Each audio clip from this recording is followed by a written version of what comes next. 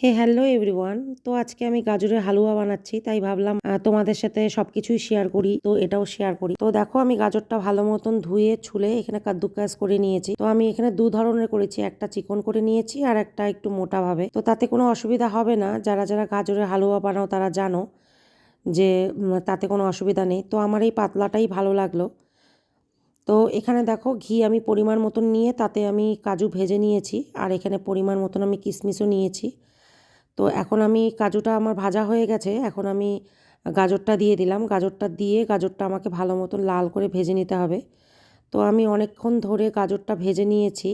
তো গাজরটা আমার প্রায় ভাজা হয়ে গেছে, ভালো করে গাজরটা আমি ভেজে নিয়েছি। তো এখন এই গাজরের মধ্যে আমি অ্যাড করব দুধ। তো হালুয়া যারা বানাও সবাই জানো যে দুধ দিয়ে গাজরের হালুয়াটা করলে পরে খুবই টেস্টি হয় খেতে। তো এখানে আমি দুধ দিয়ে দিলাম দেখো, আর পরিমাণ মতন আমি এখানে চিনি দিয়ে দিলাম। তো আমি 5 চামচ এখানে চিনি দিয়েছি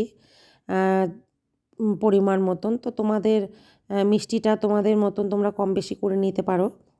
তো এখানে চিনি দিয়ে ভালো মতন আমি এটাকে তিনটেকেই মিশিয়ে নিলাম। তো এখানে আমি অ্যাড করেছি আজকে আমুলের চিজ, খেতে খুবই টেস্টি হয়, আর আসলেও গাজর হালুয়াটা খুবই ভালো হয়েছিল। তো তোমাদের কেমন লাগলো ভিডিওটা অবশ্যই জানাবে। টাটা।